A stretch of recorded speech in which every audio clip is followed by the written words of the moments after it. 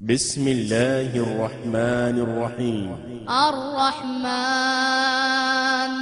علم القرآن خلق الإنسان علمه البيان الشمس والقمر بحسبان والنجم والشجر يسجدان والسماء رفعها ووضع الميزان ألا تطغوا في الميزان وأقيموا الوزن بالقسط ولا تخسروا الميزان والأرض وضعها للأنام فيها فاكهة والنخل ذات الأكمام والحب ذو العصف والريحان فبأي آلاء ربكما تكذبان خلق الإنسان من صلصال كالفخار وخلق السلام عليكم ورحمة الله وبركاته. إن الحمد لله نحمده ونستعينه ونستغفره ونعوذ بالله من شرور أنفسنا وسيئات أعمالنا من يهده الله فلا مضل له ومن يضلل فلا هادي له وأشهد أن لا إله إلا الله وأشهد أن محمدا عبده ورسوله. إن أحسن الحديث كتاب الله وخير الهدي هدي محمد وشر الأمور محدثاتها وكل محدثة بدعة وكل بدعة ضلالة وكل ضلالة في النار. اللهم صل على محمد وعلى آل محمد كما صليت على إبراهيم وعلى آل إبراهيم إنك حميد مجيد. اللهم بارك على محمد وعلى آل محمد كما باركت على إبراهيم وعلى آل إبراهيم إنك حميد مجيد. அளவற்ற அருளாளனும் நிகரில்லா பேரன்புடையனுமாகிய எல்லாம் வல்ல அல்லாஹ் ஒருவனுக்கே புகழ் அனைத்தும் உரித்து அகிலத்திற்கோர் அருள் கொடையாம் அன்னலம் பெருமகனார் ஸல்லல்லாஹு அலைஹி வஸல்லம் அவர்கள் மீதும் அவர்களின் சொல் செயலினை தவறாது பின்பற்றியொழுகிய நல்லற தோழர்கள் உண்மை விசுவாசிகளாம் நாம் அனைவர்கள் மீதும் எல்லாம் வல்ல அல்லாஹுவின் வற்றா பெருங்கருணை என்றென்றும் நிலவட்டுமாக. எல்லாம் வல்ல அல்லாஹுவின் நல்லடியார்களே, எல்லாம் வல்ல அல்லாஹுவின் இறுதி தூதுவராக 1400 வருடங்களுக்கு முன்பாக இவ்வுலகத்திற்கு வருகை தந்த நபிகள் பெருமானார் ஸல்லல்லாஹு அலைஹி வஸல்லம் அவர்கள் அன்றைய காலத்தில் இருந்த ஏராளமான விஷயங்களை மாற்றி அந்த மக்களுக்கு அழகான அறிவுரைகளையும் வாழ்க்கை வழிமுறைகளையும் அவர்கள் எடுத்து கூறியிருக்கிறார்கள். நபி ஸல்லல்லாஹு அலைஹி வஸல்லம் அவர்கள் இறை தூதராக அந்த அரபுலகத்திற்கு வருகை தந்தபோது அந்த மக்களிடத்தில் நற்குணங்களை அதிகமாக பார்க்க முடியவில்லை. தீமையான குணங்கள் நிறைந்திருந்ததையும் கெட்ட பழக்க வழக்கங்கள் அதிகமாக இருந்ததையும் நபிகள் பெருமானார் ஸல்லல்லாஹு அலைஹி வஸல்லம் அவர்கள் அதை கண்டு அவர்கள் மனிதர்களில் மிகவும் சிறப்புக்குரியவர்களாக உயர்ந்தவர்களாக மாறுவதற்குரிய அழகான அறிவுரைகளை எடுத்துரைத்திருக்கிறார்கள். அதிலும் குறிப்பாக அவர்களிடத்தில் இருந்த கெட்ட குணங்களை எல்லாம் நற்குணங்களாக அவர்கள் மாற்றியிருந்தார்கள். ஒருவர் அடுத்தவர்களிடத்தில் எப்படி நடந்து கொள்ள வேண்டும், அடுத்தவர்களிடத்தில் எப்படி பேச வேண்டும், எந்த மாதிரி வார்த்தைகளை பயன்படுத்த வேண்டும், எந்த அளவுக்கு கண்ணியமாக நடந்து கொள்ள வேண்டும் என்பது போன்ற மிக உயர்ந்த அறிவுரைகளை நபி ஸல்லல்லாஹு அலைஹி வஸல்லம் அவர்கள் அந்த மக்களிடத்தில் எடுத்துரைத்தார்கள். அடுத்தவர்களை பார்க்கும் பொழுதும் பேசும் பொழுதும் அநாகரிகமான, கேவலமான, மோசமான வார்த்தைகளை அன்றைய காலத்தில் இருந்தவர்கள் பயன்படுத்தியிருக்கிறார்கள். அதற்கு அழகாக அல்லாஹ்வின் தூதர் அவர்கள் ஒரு ரத்தின சுருக்கமான ஒரு அறிவுரையை சொன்னார்கள். அல் கலிமத்து தையிபா சதகா. தூய்மையான வார்த்தைகள், அடுத்தவனுடைய மனதை புண்படுத்தாமல் அவனை நல்வழிப்படுத்தக்கூடிய அந்த நல்ல வார்த்தைகளும் கூட தர்மம் என்று அழகாக சொன்னார்கள். இன்னொரு இடத்தில் சொன்னார்கள், தர்மம் செய்வதற்கு உனக்கு வாய்ப்பு இல்லை என்று சொன்னால் அபி கலிமத்தின் தையிபா, ஒரு தூய்மையான வார்த்தைகளை பயன்படுத்தி அதனுடைய நன்மையை அடைந்து கொள் என்று குறிப்பிட்டார்கள். அப்போ அந்த அளவிற்கு மனிதனுடைய அந்த வார்த்தைகள் கண்ணியமானவையாகவும் உயர்ந்தவையாகவும் இருக்க வேண்டும் என்று ரசூலுல்லாஹி ஸல்லல்லாஹு அலைஹி வஸல்லம் அவர்கள் வழிகாட்டியிருந்தார்கள். ஏனென்றால் அடுத்தவர்களிடத்தில் அவர்கள் பேசும்போது அவர்களுடைய மனதை புண்படுகின்ற அடிப்படையில் ஏராளமான வார்த்தைகளை சர்வசாதாரணமாக அன்றைய மக்கள் பயன்படுத்தினார்கள். அந்த மனதை புண்படுத்தக்கூடிய வார்த்தைகள் எப்படிப்பட்டவையாக இருந்தன? சம்பந்தப்பட்ட ஒருவனை கண்டிக்கின்ற பொழுது, அவனை நாம் திட்டுகின்ற பொழுது, அவனை மட்டும் சொல்லாமல் அவனையும் அவனுடைய குடும்பத்தினர்களையும் சேர்த்து மோசமாக பேசும் பொழுது, தன்னை திட்டினால் ஏற்றுக்கொள்ளக்கூடியவன் தான் யாரை உயர்ந்தவனாக சிறந்தவனாக மதிக்கிறானோ அவர்களை திட்டுகின்ற பொழுது அவனால் அதை ஜீரணிக்க முடியாமல் கோபப்படக்கூடிய சூழ்நிலைகளை உருவாக்கியதையும் அல்லாஹ்வின் தூதர் அவர்கள் பார்த்திருக்கிறார்கள். இந்த மாதிரி ஒருவன் பாதிக்கப்படுகின்ற நேரத்தில் அந்த பாதிக்கக்கூடியவர்களுடைய நிலையை எண்ணி பார்க்க வேண்டும் என்பதையும் அந்த மாதிரி நடந்தவர்களை அல்லாஹ்வின் தூதர் அவர்கள் கண்டித்தும் இருக்கிறார்கள். சஹீஹுல் புகாரியில் பதிவு செய்யப்பட்டிருக்கிறது. அபூ தர் கிஃபாரி ரலியல்லாஹு அன்ஹு அவர்கள் அவருடைய அடிமையுடன் வருகிறார்கள். அந்த அடிமையினுடைய ஆடைகளையும் அபூ தர் கிஃபாரி ரலியல்லாஹு அன்ஹு அவருடைய ஆடைகளையும் பார்க்கும் பொழுது இரண்டும் சமநிலையில் இருக்கிறது. அவர் போட்ட மாதிரியே இந்த அடிமையும் போட்டிருக்கிறார். ஆனால் அன்றைய காலத்தில் அடிமைகளை ரொம்ப கீழ்த்தரமாக நடத்தியவர்கள், ஒழுங்காக உணவு கூட கொடுக்க மாட்டார்கள்.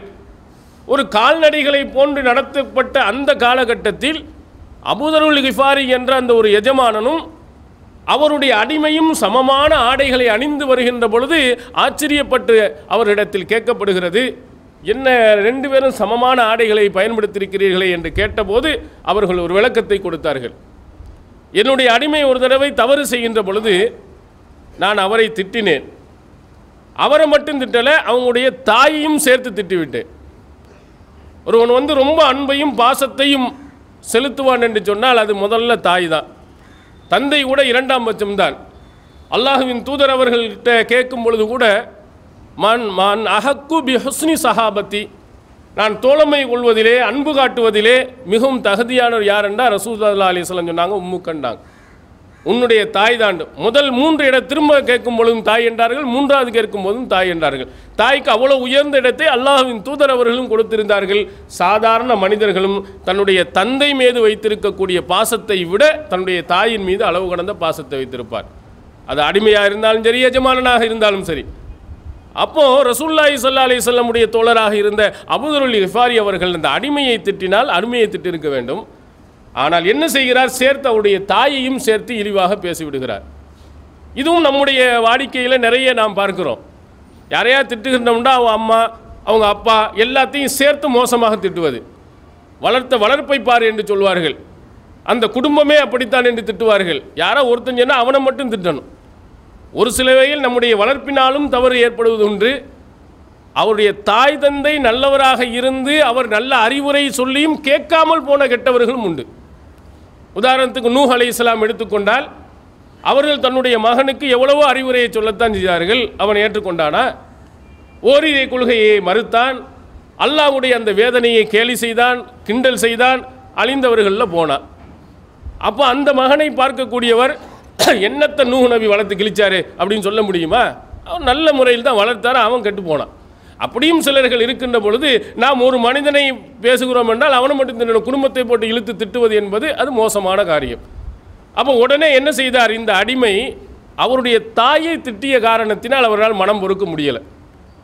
அவருக்கு மிக வேதனை. ஆனாலும் எஜமானாக இருக்கிறார். இவரை போய் ஒன்றும் செய்ய முடியாதுங்கிறனால அந்த எஜமானுக்கெல்லாம் மேலான ஒரு தகுதி படைத்தவராக இருந்த அல்லாஹ்வின் தூதர் இடத்தில் போயிட்டார். ஃபஸகானி இலன் நபி ஸல்லல்லாஹு அலைஹி வஸல்லம். அல்லாஹ்வின் தூதர் அவரிடத்தில் போய் இவர் முறையிட போனார். இப்படி என்னை திட்டன்னு பேரில் என்னுடைய தாயையும் திட்டினார். உடனே ரசூலுல்லாஹி ஸல்லல்லாஹு அலைஹி வஸல்லம் அவர்கள், அடிமைதான வேலைக்காரன் அப்படி தானே திட்டுவாங்க, நீ ஒழுங்காக வேலை செஞ்சுருக்க மாட்ட, ஒழுங்காக வந்திருக்க மாட்ட, நீ ஒழுங்கில்லாதவன் தான் ரசூல் ஸல்லல்லாஹு அலைஹி வஸல்லம் அவர்களை ஒன்றும் சொல்லலை. அபூதுர் கிஃபாரி ரலியல்லாஹு அவர்கள் ஆரம்ப காலத்தில் இஸ்லாத்தை ஏற்று ரத்தம் சிந்திய அந்த தோழரை பார்த்து கேட்டார்கள், ஐயர்தஹு பி உம்மி, அவருடைய தாயையும் சேர்த்து இழிவுபடுத்தி பேசினாயான்னு கேட்டாங்க. அவர் சொன்ன உடனே நம்பவும் இல்லை, உண்மையா இல்லையா என்று விசாரிக்கிறார்கள். விசாரணையில் அபூதுர் கிஃபாரி ஆமாண்டாங்க. உடனே ரசூலுல்லாஹி ஸல்லல்லாஹு அலைஹி வஸல்லம் அவர்கள் அபூதுர் கிஃபாரி ரலியல்லாஹு அவர்களை பார்த்து கண்டித்தார்கள், இன்னக இம்ரஉன் ஃபீக ஜாஹிலியா, அறியாமை காலத்தினுடைய பழக்கம் இன்னும் உன்னிட்ட இருந்து கொண்டு இருக்கிறது, அப்படிப்பட்ட மனிதனாக இருக்கிறான்டா. இஸ்லாத்திற்கு நீ வந்ததற்கு பிறகு உன்கிட்ட எந்த மாதிரி உயர்ந்த குணம் வந்திருக்கணும்.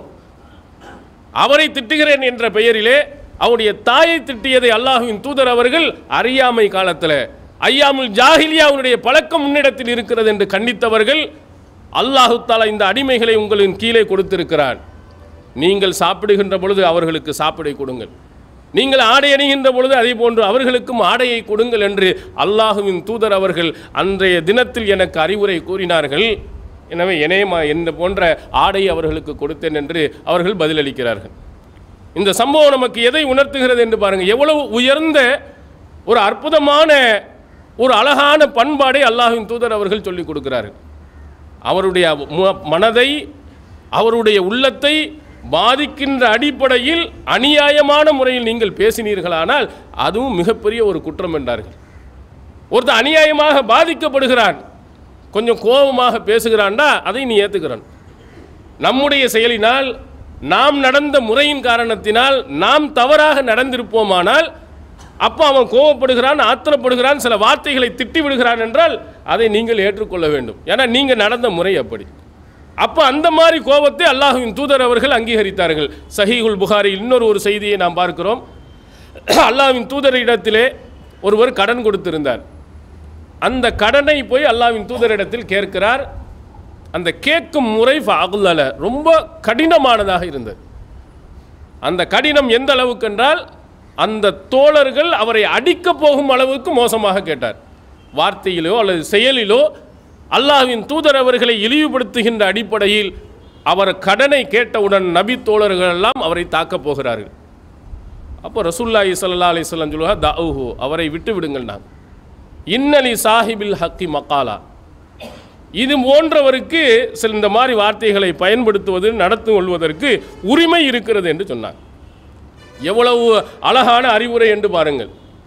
கடன் வாங்கியவன், கடன் கொடுத்தவன், அந்த கடன் கொடுத்தவனுக்கு சரியான நேரத்தில் கொடுக்க வேண்டிய கடமை நமக்கு இருக்கிறது, நாம் மறந்துவிட்டோம் அல்லது கொடுக்க தவறிவிட்டோம் என்றால் அவன் பாதிக்கப்படுகிறார். குறித்த நேரத்தில் கொடுத்திருந்தால் அவன் ஒரு தொழிலை துவங்குறதற்கு வாய்ப்பாக இருந்திருக்கலாம், அல்லது அவன் அடுத்தவனுக்கு கூட பணம் கொடுப்பதாக இருந்திருக்கலாம். நம்முடைய தாமதத்தினால் அவன் கூட பாதிக்கப்பட்டிருக்கலாம், அவன் கூட ஏசி இருக்கலாம். அவனுடைய நிலையை நீங்கள் பார்த்தீர்களா? நாம் செய்த தவறும் பொழுது, அவன் பாதிக்கப்படுகின்ற பொழுது, அவனுடைய உள்ளங்கள் குமுறுகின்ற பொழுது இந்த மாதிரி சில வார்த்தைகளை சொல்லத்தான் செய்வான். நீங்கள் அடிப்பதோ அவரை தாக்குவதோ கூடாது என்று சொல்லி அவருக்கு கொடுக்க வேண்டிய அந்த ஒட்டகத்தை விட வயது முதிர்ந்த அதிகம் விலையுள்ள ஒட்டகத்தை அல்லாஹ்வின் தூதர் அவர்கள் கொடுத்தார்கள் என்ற செய்தியை புகாரியில் பார்க்கிறோம். அப்போ இதையும் நீங்கள் எண்ணி பார்க்கணும். கடங்காரன் வந்து கேள்வி கேட்கின்ற பொழுது, கொஞ்சம் கோபப்படுகின்ற பொழுது நாம் ஆத்திரப்படுகிறோம். ஏன் குறித்த நேரத்தில் கொடுத்து அவன் கோபப்பட்டான் என்று சொன்னால் உங்களுக்கு நியாயம் இருக்கிறது. நீங்களே கொடுத்த வாக்கை நீங்கள் மீறுகின்ற பொழுது, நீங்கள் அநியாயமாக நடக்கின்ற பொழுது பாதிக்கப்பட்டவனுக்கு சில வார்த்தைகள் வரத்தான் செய்யும். நீங்கள் ஏற்று தான் ஆகணும். ஏன் ஏற்று ஆக வேண்டும்? அதில் தவறு அவன் மீது அல்ல, உங்கள் மீது தான். அந்த வார்த்தையை நீங்கள் தூண்டியதும் அந்த செயலை செய்ய வைத்ததும் உங்களுடைய செயல்பாடு தான். அப்போ இந்த மாதிரி செயல்பாடுகளை செய்தவனை அல்லாஹ்வின் தூதர் அவர்கள் கண்டிக்கல, கடுமையாக நடந்ததை கண்டிக்கல, தப்பு நம்ம மேலே இருக்குது, அதனால் நாம் ஏற்றுக்கொள்ள வேண்டும் என்ற அந்த பண்பாடையும் அல்லாஹ்வின் தூதர் அவர்கள் நமக்கு சொல்லித் தருகிறார்கள். அதே மாதிரி இன்னொரு செய்தி புகாரியில் பதிவு செய்யப்பட்டிருக்கிறது. ரசூலுல்லாஹி ஸல்லல்லாஹு அலைஹி வஸல்லம் அவருடைய காலத்தில் மதீனாவில் யூதர்கள் அதிகமாக இருந்திருக்கிறார்கள். அவர் வியாபாரம் செய்து கொண்டிருந்தார். அப்போ விலை பேசப்படுகிறது. ரொம்ப குறைந்த விலை கேட்கிறார்கள். அவர் மறுக்கிறார். எப்படி மறுக்கிறார்? வல்லதி இஸ்தஃபா மூசா அலல் பஷர், மனிதர்களிலேயே மூசா அலைஹிஸ்ஸலாம் அவர்களை சிறந்தவனாக தேர்ந்தெடுத்த அவன் மீது சத்தியமாக தரமாட்டேன். மூசா நபியை உலக மக்களிலேயே அல்லாஹ் சிறந்தவனாக ஆக்கியிருக்கிறான். அவன் மீது சத்தியமிட்டு சொல்கிறேன், நீ கேட்குற விலை ரொம்ப கீழ்நிலையில் உள்ளது, தரமாட்டேன். உடனே அங்கிருந்த அன்சாரி உர்றார், கன்னத்தில் அட்டி பட்டாரன் விட்டுட்டு சொல்லுகிறார். எந்த வார்த்தையை சொல்லுகிறார்? என்ன வார்த்தையை நீ சொல்லுகிறாய்? வல்லதி இஸ்தஃபா மூசா அலல் பசரி வன் நபி ஸல்லல்லாஹு அலைஹி வஸல்லம் பைன அல்ஹரினா, அல்லாஹுவின் தூதர் நபி ஸல்லல்லாஹு அலைஹி வஸல்லம் அவர்கள் நம்முடன் இருக்கின்ற பொழுது மனிதர்களிலேயே சிறந்தவராக மூசாவை தேர்ந்தெடுத்து விட்டார் என்று நீ சொல்லுகிறாயா? எங்க நபி மட்டமா அப்படின்னு பட்டார்னு அடித்தார். உடனே ஏன்னா அங்கே ஆட்சி அல்லாஹுவின் தூதர் அவர்கிட்ட நடக்குது. உடனே ஓடுகிறார் யஹூதி. அந்த யூதர் போகிறார். அல்லாஹ்வின் தூதர் அவரிடத்தில் முறையிடுகிறார். பாருங்கள், உங்களுடைய தோழர் நடந்த முறையை பாருங்கள். அப்போ ரசூல் ஸல்லல்லாஹு அலைஹி வஸல்லம் எதுக்கா நீ இப்படி கேட்ட, என்ன செஞ்சேன்னு கேட்கும்போது விவரத்தை சொல்கிறார். வகலிமன் நபி ஸல்லல்லாஹு அலைஹி வஸல்லம், அல்லாஹ்வின் தூதர் அவர்கள் கடுமையாக கோபப்பட்டார்கள். அவர் சொன்னதில் என்ன தப்பு இருக்குது? அவர் என்ன தவறாக சொல்லிவிட்டார்? அல்லாஹு தஆலா மனிதர்களிலே மூசா நபியை சிறந்தவராக தேர்ந்தெடுக்கலையா? இறை தூதர்கள் அனைவர்களும் சிறந்தவர்கள் தானே. அதில் சொன்னார்கள், அலஹா லா தஃபல்லலு பைன அம்பியா இல்லா, அல்லாஹ்வுடைய இறை தூதர்களில் நீங்கள் யாரையும் சிறப்பித்து விடாதீர்கள். இறை தூதர்கள் அனைவரும் உயர்ந்தவர்கள் தான், நான் சிறந்தவன் பிறந்தவன் நீங்கள் சொல்லாதீங்க. எந்த அளவுக்கு இன்னொரு இடத்துல சொன்னார்கள், திருக்குரான் வலா தகுன் க சாஹிபில் ஹூத், அந்த மீனுடையவர் மாதிரி நீ ஆயிராதே என்று சொல்கிறான் அல்லாஹ். மற்ற நபிமார்கள் எல்லாம் நீங்கள் பார்த்துருக்கலையானா இந்த நபி உங்களுக்கு படிப்பினை இல்லையா, இந்த நபி எப்படி நடந்தார் என்று அந்த மாதிரி பேசக்கூடிய திருக்குரான் வசனங்கள். ஒரே ஒரு நபி அல்லாவை எதிர்த்து அவர் தவறுதலான ஒரு வார்த்தையை பயன்படுத்திய காரணத்தினால், நடந்து கொண்ட காரணத்தினால் அவரை மாதிரி நடக்காதங்கிறான். அப்போ இதை படிக்கக்கூடியவன் என்ன நினச்சிருவான்? யூனுஸ் நபி இருக்காங்களே மட்டமானவங்கள. அப்போ ரசூல் ஸல்லல்லாஹு அலைஹி வஸல்லம் சொல்கிறார்கள், யூனுஸ் பின் மத்தா இருக்கிறாரே, மத்தாவினுடைய மகன் யூனுஸ் நபி, அவரை விட நான் சிறந்தவன் என்று நீ சொல்லிடாதேன்னா. நபிமார்களுக்கு மத்தியில் பாகுபாடை நீங்கள் காட்டாதீர்கள் அப்படின்னு கண்டித்திருக்கிறார்கள். கண்டித்து விட்டு இன்னொரு விஷயத்தையும் அந்த நியாயத்தையும் அங்கே அந்த அன்சாரிக்கு புரிய வைக்கிறார்கள். மறுமை நாளையில் அல்லாஹ் ஒரு சூர் ஊதுவார், எல்லாரும் மயக்கப்பட்டு விழுந்து விடுவார்கள், எல்லாம் மூர்ச்சையாயிருவாங்க அல்லாஹ் நாடியவர்களை தவிர. அப்புறம் இரண்டாவது சூர் ஊதப்படும், எல்லாரும் எந்திரிப்பாங்க. அதில் முதலாவதாக நான் தான் எந்திரிப்பேன். அப்போ எந்திரிக்கின்ற போது நான் பார்ப்பேன், மூசா நபி முழித்து கொண்டு அங்கே அரசினுடைய காலை பிடித்து கொண்டு இருப்பார். என்னடா நம்ம தான் முதல்ல இருக்குன்னு பார்த்தா மூசா நபி இருக்கிறார், எனக்கு முன்னாடி எழுப்பப்பட்டு இருக்கிறார். அப்போது ரசூல் ஸல்லல்லாஹு அலைஹி வஸல்லம் சொல்லுகிறார்கள், அல்லாஹு தஆலா அந்த மூர்ச்சை ஆகாமல் இவரை ஆக்கிட்டானோ. தூர் மலையிலே அல்லாஹ்வை பார்க்கின்ற பொழுது ஒரு தடவை மூர்ச்சையாகி விழுந்தாரே, அதற்கு இதுக்கு சமமாக்கி இவருக்கு விதிவிலக்கு கொடுத்து விட்டாரா, அல்லது எனக்கு முன்னாடியே அவர் எழுந்து விட்டாரா என்று எனக்கு தெரியல. என்ன காரணம் என்று தெரியவில்லை, ஆனால் எனக்கு முன்னாடி வந்திருக்கிறார். அல்லாஹ் ஒரு சிறப்பை கொடுக்கிறான். அந்த சிறப்புல என்னை முதலில் என்று நான் பார்த்தால் அதற்கு முன்னால் மூசா இருக்கிறாரே என்று நபி ஸல்லல்லாஹு அலைஹி வஸல்லம் அவர்கள் பல விஷயங்களில் அல்லாஹ் தஆலா ஒவ்வொரு இறை தூதர்களையும் ஒவ்வொரு விஷயத்தில் உயர்த்தி வச்சிருக்கிறார். அதனால் நபிமார்களுக்கு மத்தியில் பாகுபாடு காட்டக்கூடாது, நீ செய்த தவறு என்று சொன்னாங்க. அங்கே யூதன் தான், நமக்கு எதிரானவன் தான், நம்முடைய கொள்கை இல்லாதவன் தான், ஆனால் அடித்தது தவறு. அவன் சொன்ன வார்த்தையில் தவறு இல்லை என்று அல்லாஹ்வின் தூதர் அவர்கள் அந்த உணர்வுல தவறுதலான முனைவில் நீயும் கோபப்பட்டீர்கள், அதுவும் தப்பு. இதில் நீ கோபப்பட வேண்டிய அவசியம் இல்லை, ஆத்திரப்பட வேண்டிய அவசியம் இல்லை. ஆனால் ஆத்திரப்படுகின்ற அடிப்படையிலே உன்னுடைய செயல்பாடுகள் அமைந்திருக்குமானால் கண்டிப்பாக அது குற்றமாகும் என்பதை உணர்த்தினாங்க. இன்னொரு செய்தி சஹீஹுல் புகாரியில் விரிவாக பதிவு செய்யப்பட்டிருக்கிறது. ஹுதைபியா உடன்படிக்கை தொடர்பான ஹிஜ்ரி 6 நடந்த அந்த உடன்படிக்கையில் உர்வத் இப்னு மஸ்ஊத் அவர்கள் ரசூலுல்லாஹி ஸல்லல்லாஹு அலைஹி வஸல்லம் அவர்களிடத்திலே பேச்சுவார்த்தை நடத்துகிறார்கள். அங்கே பேச்சுவார்த்தை நடத்துகின்ற பொழுது அவர் ஒரு தந்திரத்தை கையாளுறார். முகமது நபி அவர்கள் ஏறத்தாழ 1400 1500 நபர்களோடு வந்திருக்கிறாங்க உம்ரா செய்ய. அப்போ அவர்கள் வருவதை தடுக்க வேண்டும் என்பதற்காக உர்வத் இப்னு மசூத் அவர்கள் சொல்கிறார்கள், இன்னி வல்லாஹில் அரா உஜூஹன் வ இன்னி அரா ஔசாபம் மினன்னாசி ஹலீக்கன். நான் இந்த மக்களிடத்தில் சில முகங்களை பார்க்குறேன், எல்லாம் வித்தியாசமான ஆட்களாக இருக்கிறாங்க. இவருடைய இதை பார்த்தால் என்ன தெரிகிறது, ஐயஃபிரு எதவு, உன்னை விட்டு விட்டு ஓடி போகிற மாதிரி ஆட்கள் தான் நிறைய பேர் இங்கே சுற்றிக்கிட்டு இருக்கிறான். நீர் என்னமோ ஏதாவது பிரச்சனைன்னு வந்தால் உன்னை காப்பாற்றுவாங்க நீ நினைக்கிறியா? நான் பார்க்குறேன் எல்லாம் ஒரு மாதிரியான ஆட்கிறான், கோலப்பயல்க, இவரை நம்பிட்டு நீங்கள் வர்றீங்களா அப்படின்ட்டு யார் முன்னிலையில் சொல்லுகிறார்? அபூபக்கர் சித்தீக் ரலியல்லாஹு அன்ஹு அவர்கள் முன்னிலையில் சொன்னார். எப்பொழுதுமே அமைதியாக இருப்பவர், அவர் கொந்தளிக்கிறார். கோபப்படக்கூடிய உமர் அவர்களுடைய வாசகம் அங்கே பார்க்க முடியல. எப்படிப்பட்ட வாசகத்தை அந்த ஆள் சொல்லிட்டார் என்ற உடனே கோபம் கொப்பளித்து சொல்கிறார், வம்சுஸ் பி பல்ரில்லாத். இந்த வார்த்தைக்கு கெட்ட வார்த்தை, இதுக்கு அர்த்தமே செய்யவே முடியாது, அவ்வளவு மோசமான வார்த்தை. மொழிபெயர்த்து சொல்லவும் முடியாது, எழுதவும் முடியாது.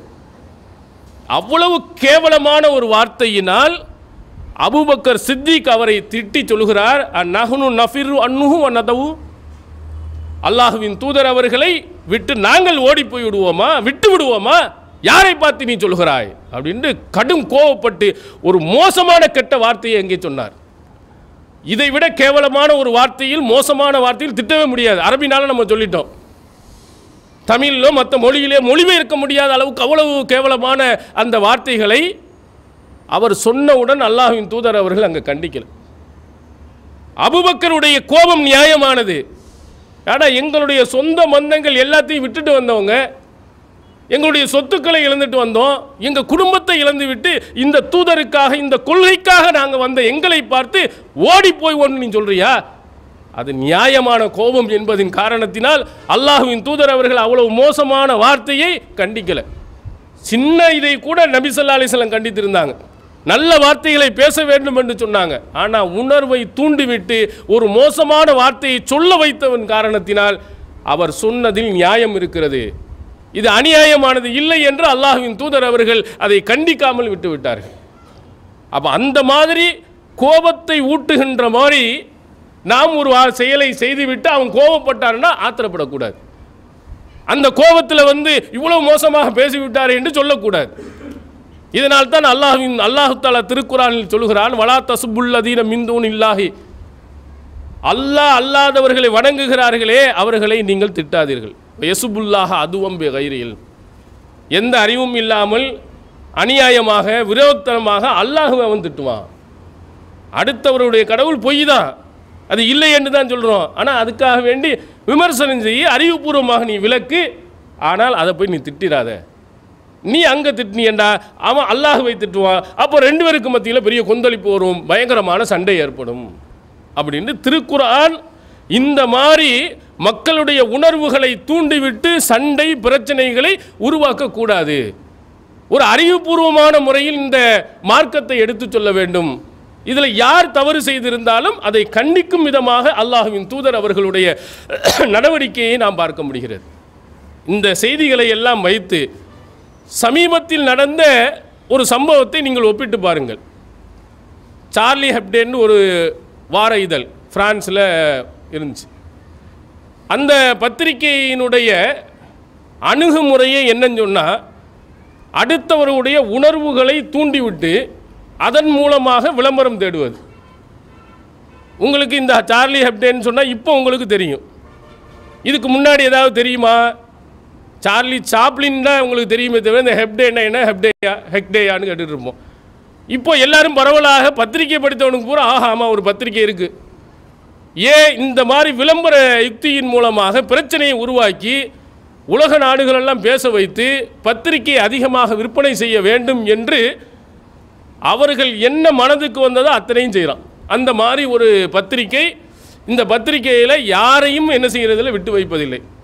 அந்த நாட்டினுடைய முன்னாள் அதிபராக இருந்த ஒருவர் சார்லஸ்ங்கிறவர் இறந்த பொழுது கூட அங்கே வந்து என்ன செய்கிறார் என்று சொன்னால் எல்லாருமே பத்திரிகையில் கண்ணீர் அஞ்சலி செய்வாங்க. ஆனால் இவர் கேலி செய்து கிண்ட செய்து அந்த பத்திரிகையில் போடப்பட்டது. அப்போது அந்த பத்திரிகை என்ன செய்வது தடை செய்யப்பட்டுச்சு. அதுக்கு பிறகு ஒவ்வொரு காலகட்டத்திலேயும் மத உணர்வுகளை தூண்டிவிட்டு பிரச்சனைகளை உருவாக்கக்கூடிய வேலையை செய்தான். அதில் பாதிக்கப்பட்ட ஒரு சிலர்கள் என்ன செய்தார்கள், சமீபத்தில் நீங்கள் பார்த்தனா அந்த பத்திரிகையை தாக்கினார்கள். அதில் ஆசிரியர், கார்ட்டூனிஸ்ட்டு எல்லாருமே என்ன செஞ்சாங்க, கொல்லப்பட்டாங்க. இந்த மாதிரி கொல்லப்பட்டதை இஸ்லாத்தினுடைய கோணத்தில் நம்ம எப்படி பார்க்கிறோம்? இதில் இரண்டு விதமாக நாம் பார்க்க வேண்டும். இங்கே போய் துப்பாக்கியை தூக்கி சுட்டார்களே, அதை நியாயம் என்று நாம் சொல்லக்கூடாது. ஒரு அரசாங்கம் அல்லது அங்கு இருக்கக்கூடிய அதிகாரம் படைத்தவர்கள் செய்ய வேண்டிய வேலைகளை இந்த துப்பாக்கியால் சுடுவது அல்லது கலவரங்களை ஏற்படுத்துவது, இவைகளை எல்லாம் ஒரு தனி மனிதனாக இருப்பவர்கள் செய்யக்கூடாது. சட்டத்தை செய்ய வேண்டிய ஒரு அரசாங்கம் செய்ய வேண்டிய வேலைகளை கைது செய்வதோ அவனுக்கு மரண தண்டனை கொடுப்பதோ அதெல்லாம் அரசு செய்ய வேண்டிய வேலை. அவன் எவ்வளோ பெரிய தவறு செய்தாலும் சட்டத்தை நாம் கையில் எடுக்கக்கூடாது.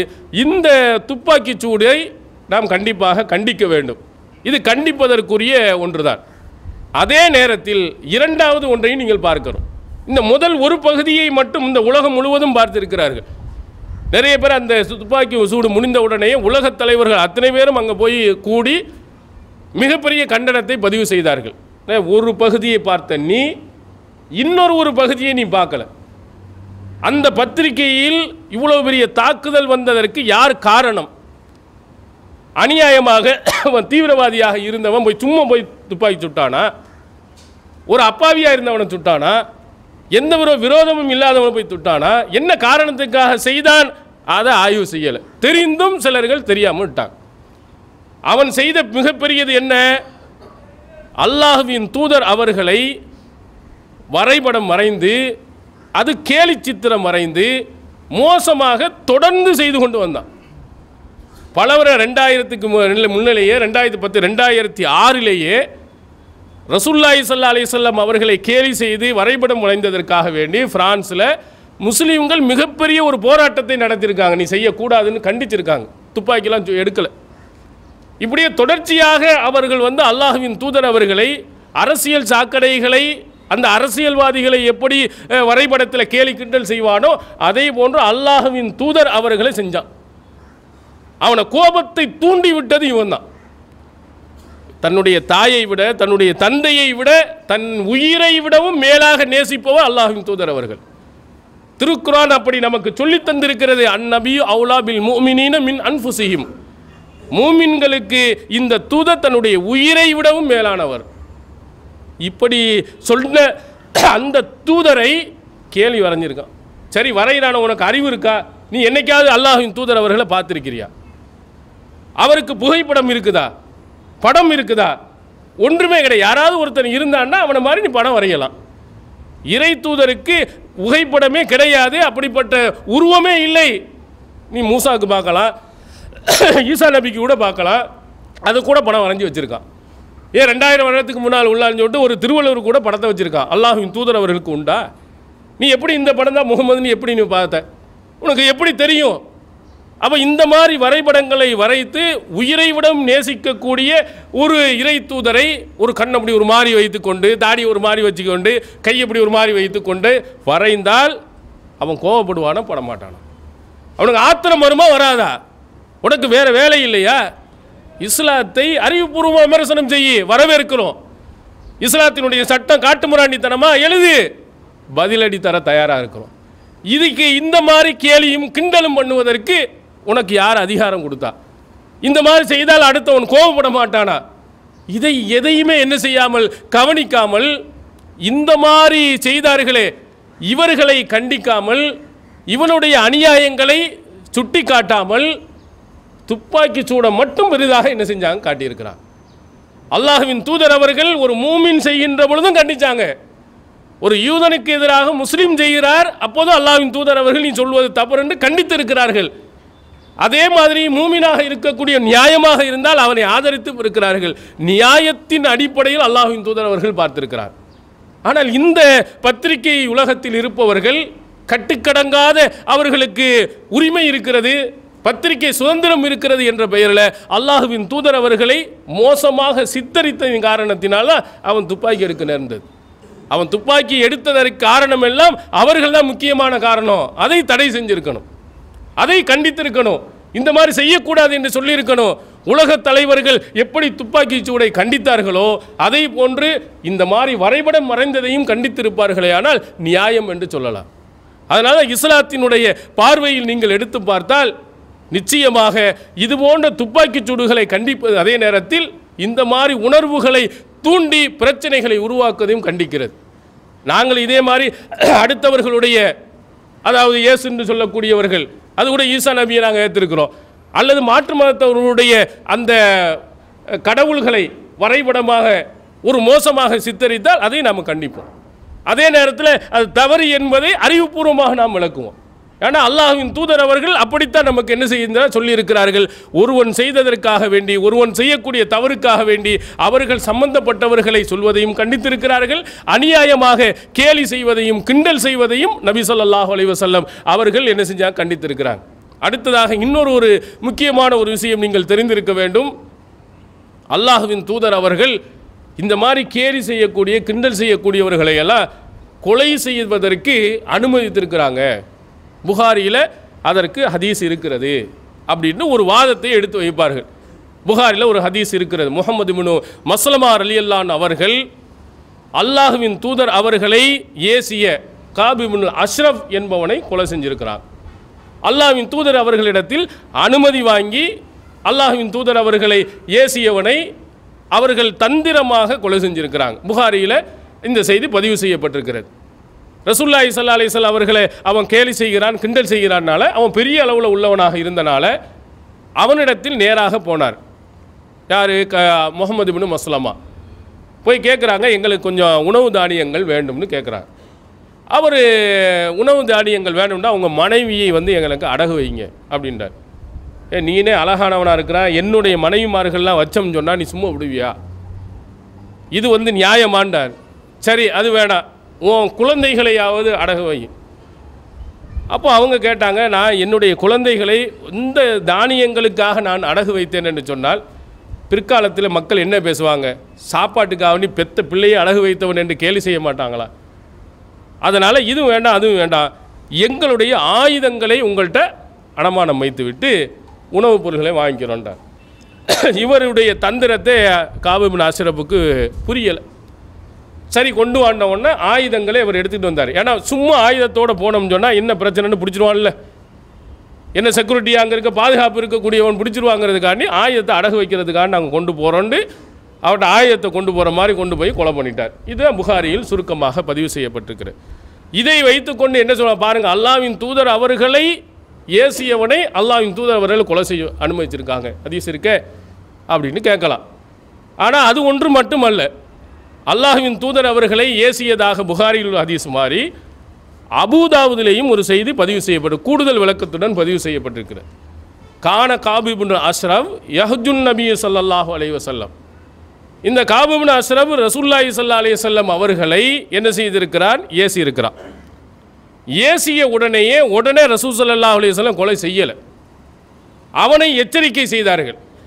அதை அடுத்ததாக பின்னால் வரக்கூடிய செய்தியை விளக்குகிறது. ஃபலம்மா அபா காப் இப்னு அஷ்ரஃப் யன்ஸிய அன் அதன் நபி ஸல்லல்லாஹு அலைஹி வஸல்லம்.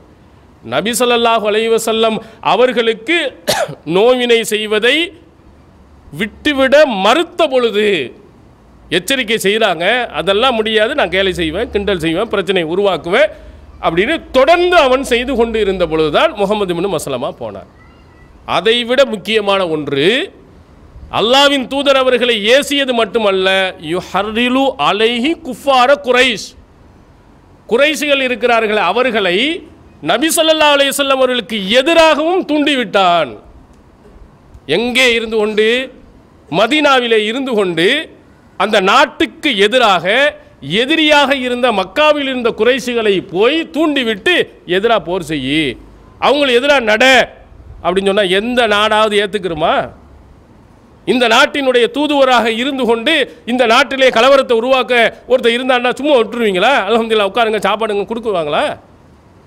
இந்த மாதிரி 2 வேளையை அவன் செய்தான். அல்லாஹ்வின் தூதர் அவர்களுக்கு நோவினை செய்வதுடன் முக்கியமாக அந்த நாட்டுக்கு எதிராக சதி செய்த காரணத்தினால் அல்லாஹ்வின் தூதர் அவர்கள் கொலை செய்வதற்கு அனுமதி கொடுத்தாங்க.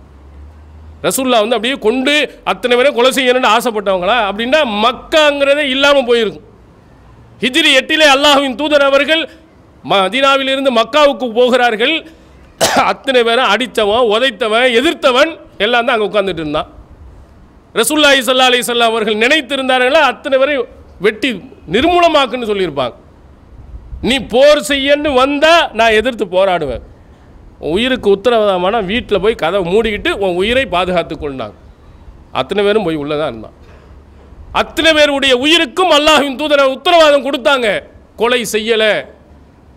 எத்தனை பேர்கள்? சுமாமா என்ற ஒருவர் யமாமா பகுதியில் இருந்து கைது செய்யப்பட்டவர், மஸ்ஜிது நபவியிலே கட்டப்பட்டாரே. அல்லாஹ்வின் தூதர் அவரை எப்படி நினைத்திருந்தார்? இந்த உலகத்திலே இவர் மாதிரி மோசமான ஆளில் நினைத்தவர், இந்த உலகத்திலே மோசமான கொள்கை என்று நினைத்தவர், மோசமான ஊர் என்று நினைத்தவர். அவரை அல்லாஹ்வின் தூதர் அவர் நினைத்திருந்தால் கழுத்தை சீவுன்னு சொல்லியிருப்பாங்க, போன்னு சொல்லி அனுப்புனாங்க. அவர் இஸ்லாத்தினுடைய நடவடிக்கைகளை பார்த்து உடனே இஸ்லாத்துக்கு வந்தார். இதுவும் புகாரில் பதிவு செய்யப்பட்டிருக்கிறது. ஏன் மிகப்பெரிய அல்லாஹ்வின் தூதர் அவர்கள் அன்பு வைத்திருந்த ஹம்சா ரலியல்லாஹு அன்ஹு அவர்களை கொன்ற வஹ்ஷி அல்லாஹ்வின் தூதர் அவர்கள் முன்னால் வந்தபோது கழுத்தை சீவச் சொன்னார்களா? அவருக்கு மன்னிப்பு கொடுக்கவில்லையா? அபூஜஹிலுடைய மகன் இக்ரிமா இஸ்லாத்தை தழுவி வந்தாரே, நீ மிகப்பெரிய கொடுங்கோலன் அபூஜஹிலுடைய புள்ளதானடா, எனக்கு எதிராக நடந்தவன் தானே, வெட்டுங்கள் என்று அல்லாஹ்வின் தூதர் அவர்கள் சொன்னார்களா? அவருடைய இஸ்லாத்தை ஏற்றுக்கொள்ளவில்லையா? அவர்களை மன்னிக்கவில்லையா? அல்லாஹ்வின் தூதர் அவருடைய மன்னிப்பு பட்டியலை பார்த்தா நிறைஞ்சிருக்கும். ஏன் காபு இப்னு அஷ்ரத்தை மட்டும் வெட்டணும்? அதே மாதிரி திட்டி எத்தனை பேர்கள் இருந்தார்களே. இவன் இந்த நாட்டுக்கு எதிராக நடந்தான், அதனால்தான் அல்லாஹ்வின் தூதர் அவர்கள் கொல்ல சொன்னார்கள். எனவே இதனுடன் நம்ம என்ன செய்ய முடியாது, ஒப்பிட்டு பார்க்க முடியாது.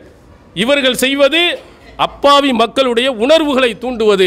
அதை எரிகிற நெருப்பை புடுங்கினோம்னா அணைன்னு சொல்லுவாங்க.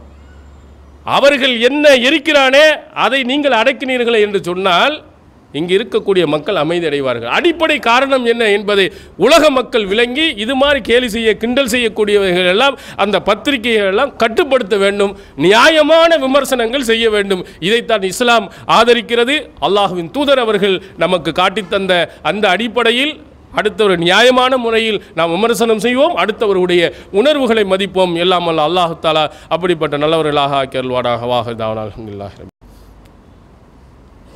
அல்ஹம்துலில்லாஹ். எல்லாம் அல்ல அல்லாஹுவின் நல்லடியார்களே, நபிகள் பெருமானார் ஸல்லல்லாஹு அலைஹி வஸல்லம் அவர்கள் அடுத்தவர்களுடைய உணர்வுகளை கவனித்து நம்முடைய வார்த்தைகளை பேச வேண்டும் என்று சொன்னதை பல உதாரணங்களின் மூலமாக, பல நபிமொழியின் மூலமாக நாம் தெரிந்திருக்கிறோம். அதில் கோபக்காரர்களாக, ஆத்திரப்படக்கூடியவர்களாக, ஆவேசப்படக்கூடியவர்களாக சிலர்கள் இருப்பாங்க.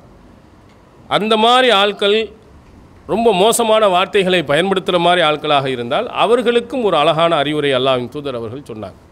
மன்கான யூமினு பில்லாஹி வல் யௌமில் ஆஹிர் ஃபல்யகுல் ஹைரன் அவு லியஸ்முத்.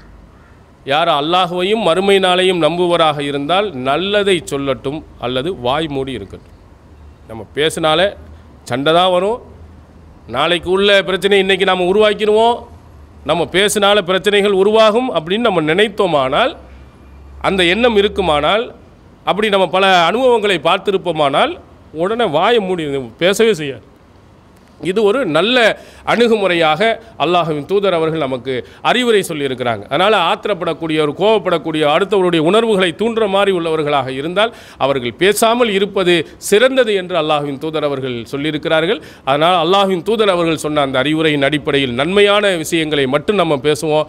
தீமை தரக்கூடிய, அடுத்தவர்கள் உணர்வுகளை பின்படக்கூடிய அந்த மாதிரி விஷயங்களை நாம் கலைந்து அல்லாஹ்வும் தூதரும் சொன்ன அடிப்படையில் நடக்க எல்லாம் வல்ல அல்லாஹ் தஆலா அருள் புரிவானாக. வாஹிர் தஅவானா அல்ஹம்துலில்லாஹி ரப்பில் ஆலமீன்.